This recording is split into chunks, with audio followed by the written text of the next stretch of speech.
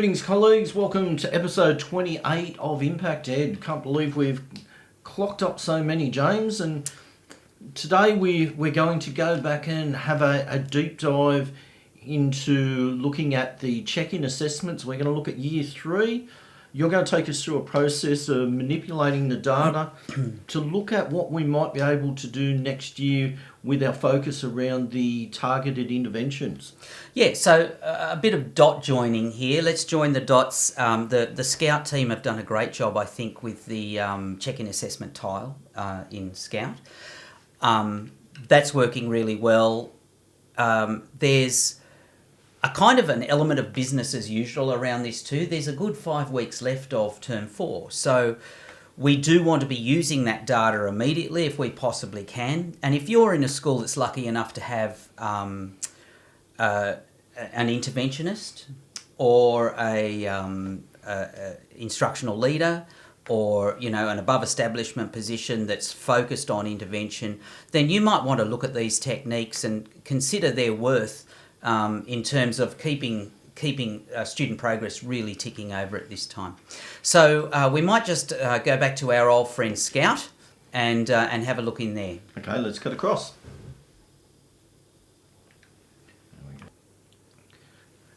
Okay, James, so we're back in Scout. We're at the launch page and you've jumped into the check-in assessment app. Yep. Look, have a quick look at cohort performance when you get in there. We've been here before. There's a lot of information here to see, but I really wanted you to have a look at, and we've been to item analysis before. Today we're going to particularly look at school performance because this lines up, and if I just press pause here, this will line up your, and this is a great result from a marvellous school in Lake Macquarie West. Yep. No names. And we've carefully put our heads over the name to of the school. the highly rewardable. So you get your school's reading of the bottom 2 bands, middle 2 bands and top 2 bands. Yeah, James, I'm just going to point out that you pointing to the screen only helps me. There it is there. Seamless. Thank you. All right, we might do that again. So this report, the school comparison to SSG and state, which is similar schools group and state, is really giving you a very instant snapshot. Look at this school, look at them go.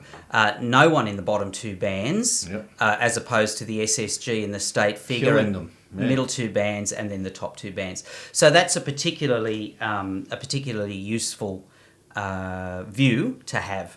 And the next one that I would like to look at, and we're going to go and do a little bit of trickery here, student differentiation. Very useful tab, and it will give you all sorts of, I guess, graphic representations of where different students have achieved. And it's interesting and it's good and it's fun to look at, but I actually want to go a bit further here and show you the magic button that I've shown you before, which is export data.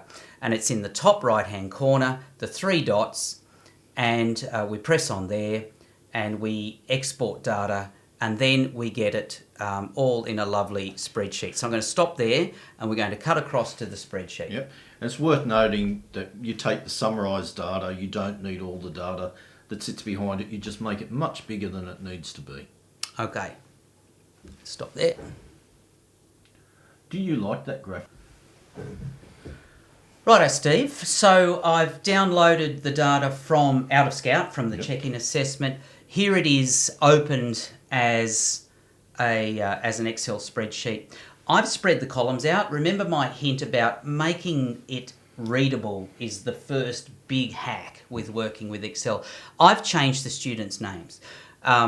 They're not all called Mozart and Lake Macquarie West? No, they're not. But you can see how when you and it doesn't matter whether you do the reading or the numeracy, you get all of their data in the download. And this is very, very useful. Let's say, for example, I was to come and tell you that I'm going to supply a large number of additional tutors for you to use in your reading program in term 1. What would you really want to do to maximise that resource as it landed in your school? So I want to have groups of similar students with similar needs so that we can differentiate that tutoring. James? What an insightful answer, Steve. But look, we can use this download to help us with that. So what we're going to do, let's just start filtering by, let's just filter by reading, for example. So that's immediately going to halve the results that we have there. So we've just got the reading results there. Now let's say I'm particularly interested in just comprehension. Actually, can we do vocab? Because Oh, I've right, noticed everywhere I've been looking, our vocab is down. Okay. I think it's an area that we need to explicitly focus on instruction. Your wish is my command. So I'm looking at reading results, and if I can just go through what we've got here, there's 2 classrooms which host Year 3 students in this school. So it's obviously got two, either 2 straight 3s or 2 3 4s. Leonard Skinner, now I'm excited. So we've got the room 3 and the room 4 students here.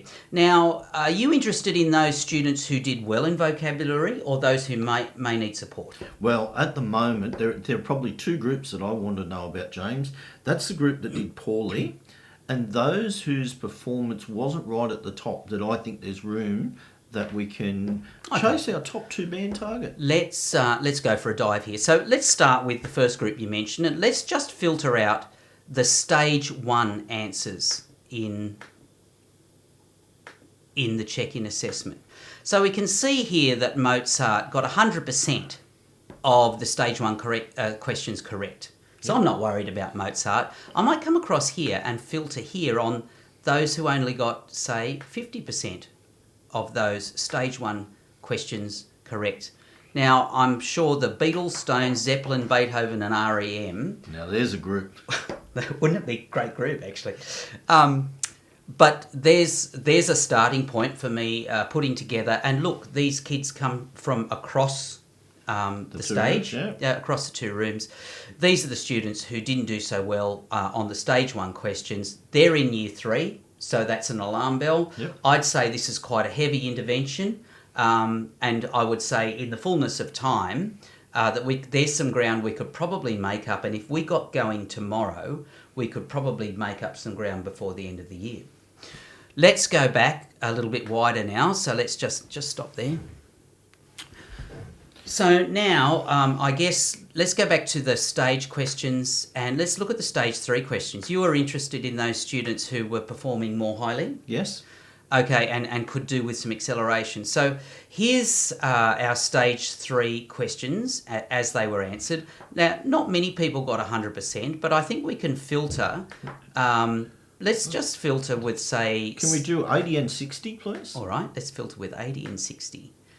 Oh, look at that. So we've, again, Jimi Hendrix, Mark Knopfler, Freddie Mercury, the whole band of Train. There's too many egos just in the first one.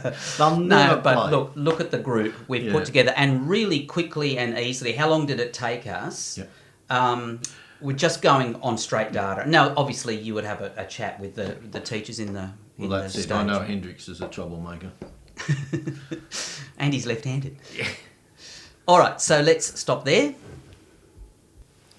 All right, so let's work one more example for the good folk playing along at home. Let's filter by numeracy, James.